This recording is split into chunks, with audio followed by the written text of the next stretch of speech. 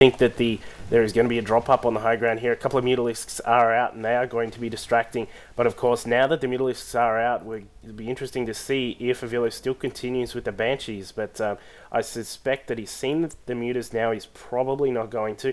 A Thor is on the way from avilo as well. He might be just getting that out to counter the Mutalisks once they are across, and here come the Banshees. So these Banshees are going to come across here.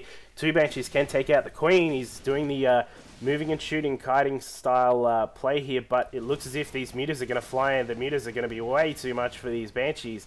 Not really sure if that was worth it at all. 3 Banshees for, I think that was a mere 3 drones. That is in no way worth it, but gives avilo a little bit of covering so he can get his natural expansion going. So he's going to transfer some SCVs across, and he's going to be grabbing another factory as well. But I think this is going to be a really dangerous position for avilo. He's going to chuck down a turret, but there is one turret here at the top ramp of his main base, and there is a Thor now as well. The Thor will do a good job covering. I just got to be careful of his Mutalisks and make sure that he doesn't actually get them all clumped up in front of the Thor, because of course, as everyone knows, the Thor does the air splash damage, and if the Mutas are all clumped together, they are all going to take hits, and it is just going to be absolutely ugly. But IdrA's now cleared out the rocks at his gold expansion. He's still flying around with these Mutas. The Mutas have a couple of turrets here in the base.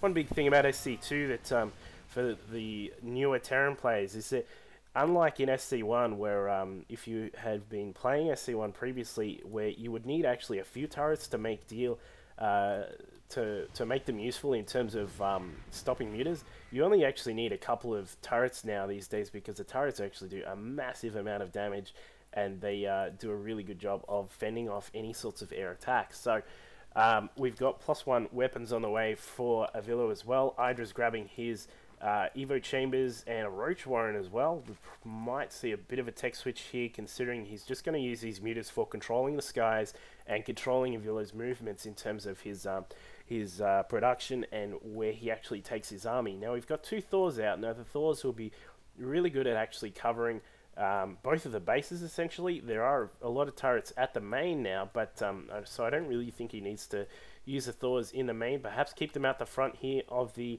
natural expansion.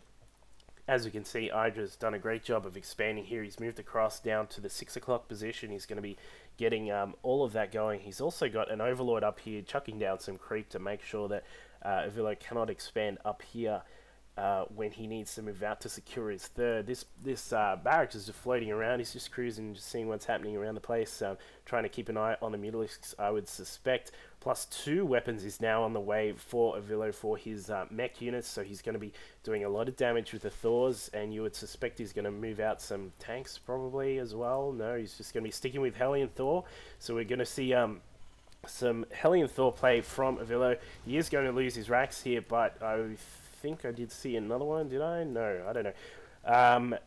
But avilo is now starting to fall behind a little bit in his economy now that IdrA does have the 3rd expansion up. We're currently sitting with IdrA on roughly 1,600 mineral income and about 600 gas income. So he's going to start to crawl ahead on that shortly. Now, IdrA's got his roaches out, and we've got some speedlings as well. We don't actually have any attack upgrades just yet for the Zerg forces. He's just only got the Carapace upgrade at the moment, level 1, which is almost done. So he's probably going to stick with this mutiling roach for the moment, with the Mutas to counter any of the forces that are out in the open, and the roaches should be able to pick off Thors, and Lings will definitely help out in that regard as well. We had a drop here. Sorry, I didn't actually see that one. The Hellions came across and did a bit of a drop here, but there is just way too much coverage from IdrA. He's got really great map presence with speed on the Lings, meaning that they can actually just move around and control everything that's going on, and also the Mutas to fly around as well. avilo's going to move across here, takes his Zelnaga Watchtower back. I think he's just trying to secure the gold expansion here. Yes, he is. And so we're going to see a sensor tower and a couple of turrets going up here at the gold expansion. So once this command center is done, you would suspect he's going to switch that over to an orbital command and then actually move in and take the gold expansion so he can try and catch up. Now, Idra's getting his hive up. He's also getting his own gold expansion up. And as we can see, these mutas are still trying to fly around and just control the airspace and make sure that he can keep avilo inside his own base, just because he does not want this force moving out. Because obviously, despite the fact that there's only a few Thors and realistically only a few Hellions, that could still do a lot of damage if IdrA's not careful. Now, IdrA's currently sitting here with a total of 41 roaches, so there is a whole heap of roaches at the moment. They don't actually have burrow, but they do have speed, so we're going to see some roach play in a minute once this moves across. Now, EG.IdrA is aware, as you can see on the minimap, that he does have the sensor tower scouting all of his position. He's going to send some lings in to try and take out this the gold setup here at the moment, but the roaches and the mutas are going to be just flying around, just trying to see what they can poke at. Once the sensor tower goes down, he'll be able to move about a bit more freely, but we still don't really have the late tech coming up from EG.IdrA just yet. He's still he's getting his carapace upgrades, I would suspect. There it is, Greater Spire. We've got a Greater Spire just morphing here, so we're going to see he's just going to use these roaches and the Mutalisks just to hold off what he can from avilo. With the we've now got some tanks, we've got some Thors, we do have the 2 weapons upgrade from the Terran mech forces, so these tanks and the Thors, sorry, are going to do a lot of damage against all of what EG.IdrA has. Now, EG.IdrA is now expanding everywhere with his hatcheries. He's also got a creep highway running all the way up here. That's one thing for those of you watching who are still just getting used to playing Zerg.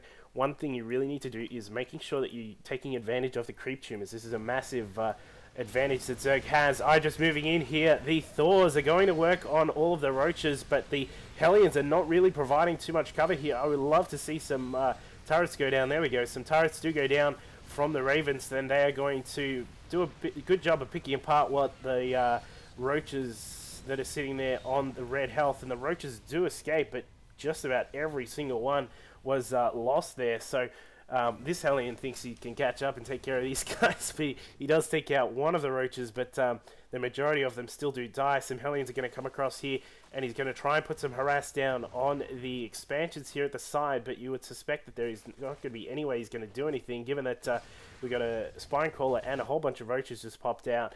EG.IdRA's actually just instantly crept back up to what he had in terms of his unit count. He's now up to 55 roaches. He's got 6 corruptors out, and I would suspect we're going to see some broodlords morphing shortly, which will be just an absolutely awesome supplement to what EG.IdrA has here.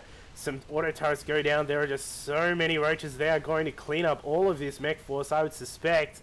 Roaches coming through here, just picking off everything. Thors go down, tanks go down, all the turrets go down. This is going to be a bit of trouble for avilo. He's going to be moving in here with all of these roaches. Great micro here from EG.IdrA. I would suspect that is it, folks, because this is pretty much it, as avilo just does not have the production means to catch up with all of these forces that are coming out. Not to mention that he now has all these roaches in. There's the GG. That is the game, folks. So that is game 1. It's a best of 3, I think, so we're going to move on to game 2 in just a moment. Obviously, some key things to take out of this game was the 14-14 start from EG.IdrA, providing him with a pretty decent economy to start with. And also, I think one of the key things was that he kept on top of all of his scouting here as well, making sure he could see where drops are coming from, and his map presence and the micro of EG.IdrA, keeping on top of wherever there were drops, wherever there was some harass. He did a great job of keeping on top of that. And as I said, thirdly, the creep tumors were doing a good job because they kept the roaches in the fight. They could run away or run back into the fights wherever they needed to. So some great play by EG.IdrA there, showcasing some of his really good macro skills and doing some great micro in the process as well. So hopefully in game 2 we can see what avilo can pull out here to see if he can take the second game and just catch up there. But in the meantime, thanks very much for watching, guys. Cheers.